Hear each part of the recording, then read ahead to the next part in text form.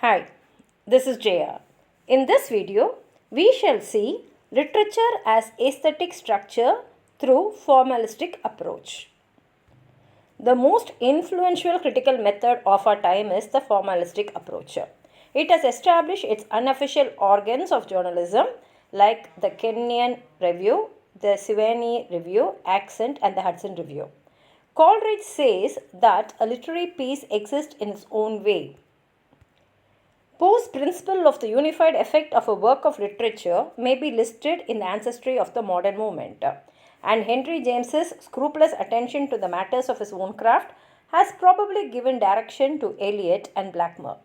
T.S. Eliot is a major figure in the development of formalistic criticism.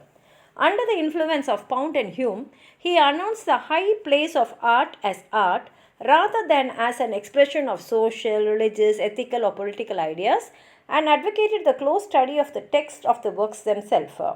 His dictum, pronounced in tradition and the individual talent, that the poet escapes into the poem from emotion and personality, encouraged critics to move away from biographical study into the scrutiny of the craft of the poem. The poetry of Eliot and Pound developed from the French symbolist of the 19th century and the English metaphysics of the 17th demanded the sharpening of critical tools.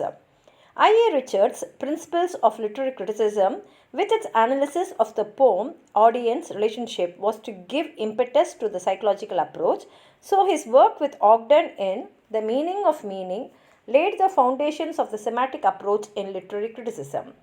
The science of poetry studied the fallen place of poetry in our age, and according to Richards, to be pseudo-statements. Practical criticism classified and analyzed certain misinterpretations of 13 poems. Richard's fundamental contribution was in his investigation of meaning, which led on the one hand into semantics, the science of science and sign interpretation, and on the other into the scrupulous explications of poems as illustrated by the work, for example, of Emerson and Blackmore.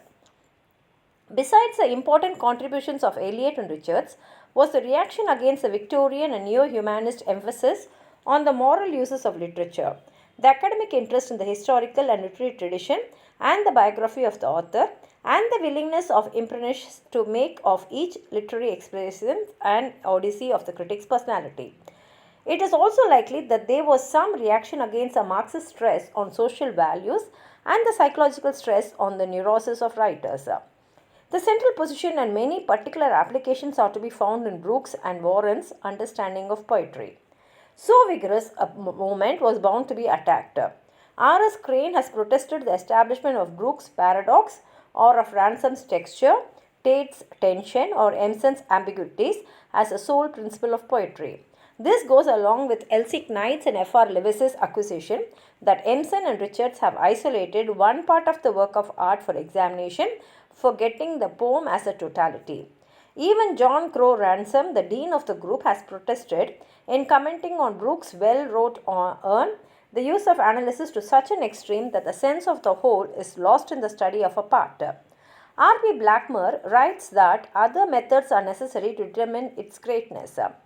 The mention of R.S. Crane's censure prompts some attention to the dissidence between the formalist and the Chicago schools. A second point of disagreement is that the Chicago critic charges the ontological writer with monism. W.K. Wimsatt Jr. in rebuttal disputes the value of dealing with species, genres, and subspecies.